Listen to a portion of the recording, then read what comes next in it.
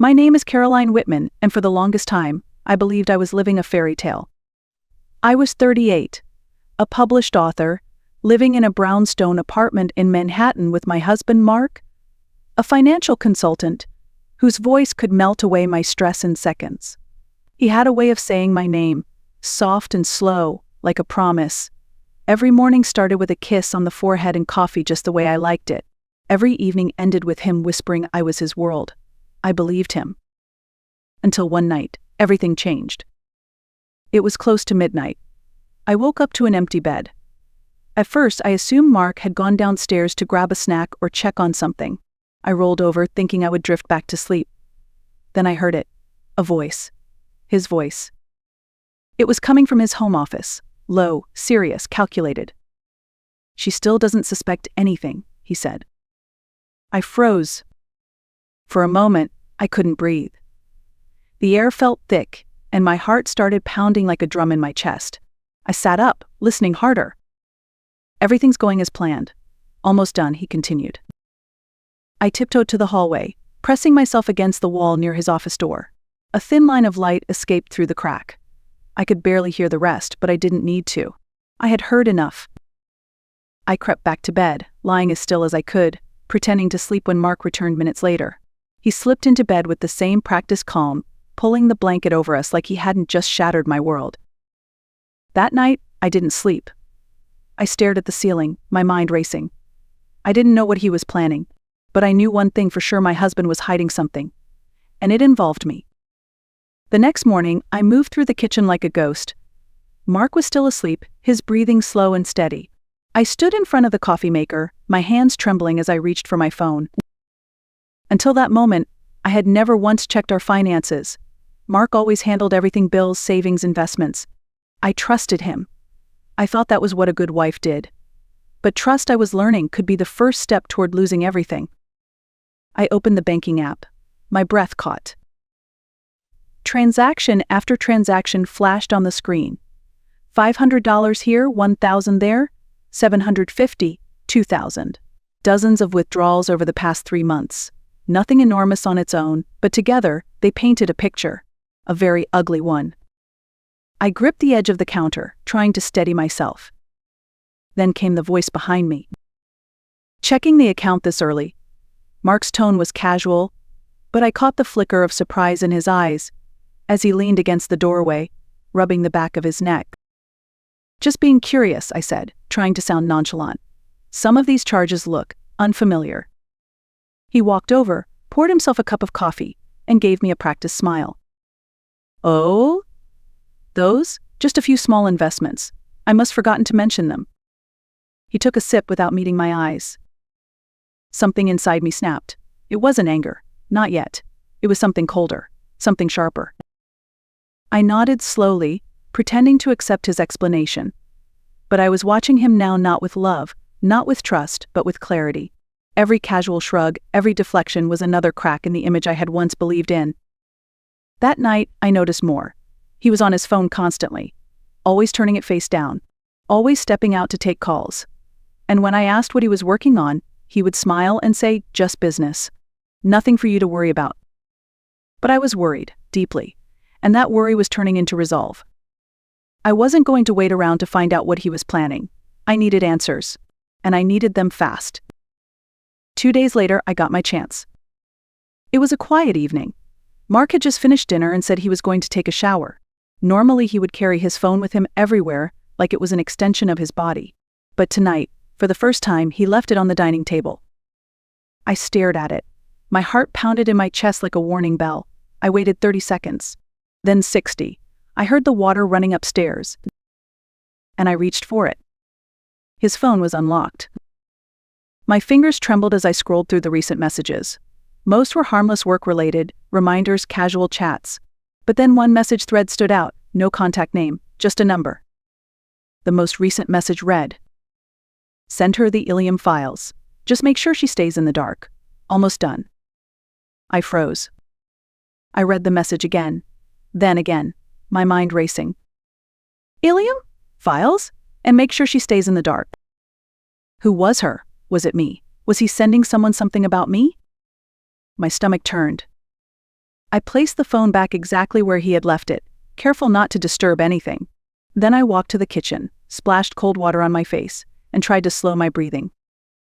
The sound of the shower was still going. I had a few more minutes, but I couldn't stop thinking. Mark wasn't just lying. He wasn't just cheating. He was planning something big. And I was the target. Later that night, when he got into bed, he kissed my forehead like always. "You okay?" he asked, his voice soft. I nodded and smiled faintly, just tired. Inside, I was screaming. He didn't know that I had seen the message. He still believed I was in the dark. That was his mistake. And I planned to use it. The next morning, as soon as Mark left for work, I called Anna. Anna Prescott wasn't just my best friend from college, she was also a brilliant estate attorney. We had lost touch for a few years but reconnected last summer over coffee. I never imagined I'd be calling her like this. When she picked up, I didn't waste time. My voice shook as I told her everything Mark's late. Whispers, the hidden transactions, the message about the Ilium files. She listened quietly. When I finished, she asked just one question. "How much money are we talking?" "Close to 500 million, I said. There was a pause. Then her voice came back firm and clear. "Caroline, we need to move your assets now." I felt my knees weaken, so I sat on the edge of the couch. "Are you sure?" I whispered. "Yes. If you wait, he'll make his next move. We'll create a trust in your name. It'll be legally protected. He won't be able to touch a dime." I swallowed hard. The apartment, the savings, the book royalties, the investments, everything I had worked for was on the line. "I'm in," I said. The next 72 hours were a blur of documents, signatures, and phone calls. Anna worked like a machine. She brought in her team. We moved the apartment title into the trust, locked down the investment accounts, and shifted every asset under my personal legal protection. By the time Mark got home on the third day, I had done what I never thought I would have to do to defend myself from the man I once trusted with my life. He walked through the door carrying takeout, wearing his usual charming smile. "Thought we'd have Thai tonight," he said cheerfully. I nodded and took the bag from his hand. He had no idea everything had changed. The papers were signed. The money moved. The fortress built. He could try whatever he wanted, but he would never get near my assets again. And I wasn't going to warn him. Let him believe I was still asleep. Let him make the next move. Because now I was ready. 4 days later, Mark made his move. It was a Friday evening. He came home earlier than usual, dressed in one of his tailored suits. He looked calm, almost smug, as he set his briefcase down and sat across from me at the dining table. "We need to talk," he said, sliding a folder toward me. I didn't flinch. I opened it slowly, revealing the documents inside, divorce papers. "I think it's for the best," he continued, his voice rehearsed. "We've grown apart. I don't want things to become more painful." I looked up at him, keeping my face unreadable. "Really?" I asked. He hesitated for a second, just long enough for me to see the flicker of uncertainty behind his eyes. Then he nodded. "Yes, it's better this way." I took a breath and slid the folder back toward him. "Before we go any further, there's something you should know." His brows drew together. "What?" I leaned forward just slightly. My voice was calm, clear, and deliberate. "I've already moved everything." He blinked. "What?" "The apartment. The accounts. The royalties. All of it. It's in a protected trust now. You can't touch it." The color drained from his face. What do you mean?" "I mean," I said, my tone steady, "you don't get to walk in here, hand me divorce papers, and walk away with half of my life." His jaw tightened. His hand clenched around the edge of the folder. "You can't do that." "I already did." He stared at me for a long moment, searching for some sign of weakness. But I didn't give him one. "You were right about one thing," I said quietly. "Life is unpredictable." He pushed back from the table, slowly rising. "We'll see each other in court," he said, his voice cold and sharp. I smiled and stood too. "Then go ahead, try. He walked out of the room. And for the first time in weeks, I exhaled because now he knew. I wasn't the woman he could manipulate anymore. I thought the worst was over. I was wrong. 3 days after Mark stormed out, I noticed something strange at work. Whispers. Side glances. Colleagues who usually greeted me with warmth suddenly avoided eye contact. It wasn't paranoia. It was too consistent. Then my assistant Rachel walked into my office, her face pale, holding a printout. "I think you need to see this." It was a screenshot from an anonymous online forum. A post titled, "CFO hides funds during divorce using company money?" Underneath was a paragraph accusing an unnamed executive of embezzling funds to protect herself in a divorce, implying criminal activity. In the comments, someone had made it specific. "I know who it is. Caroline Whitman, look into her." I felt the blood drain from my face. Mark. He was behind this. I could feel it in my bones. "He's trying to ruin me," I whispered. Rachel nodded solemnly. "If this spreads, it could damage your reputation, or worse."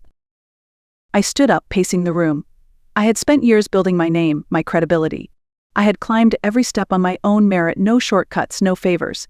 And now, one lie could tear it all apart. "I need to call Anna," I said, grabbing my phone. That evening, I sat across from Anna at her office. She listened as I laid out what was happening, my voice shaking with a mix of fear and fury. "This isn't just personal anymore," I said. "He's trying to destroy me professionally." Anna leaned back, fingers steepled. "He's playing dirty," she said. "Trying to force you into a settlement. He wants to scare you into giving up." I looked her dead in the eye. "I'm not backing down." She nodded, already drafting a letter. "First step, a cease and desist.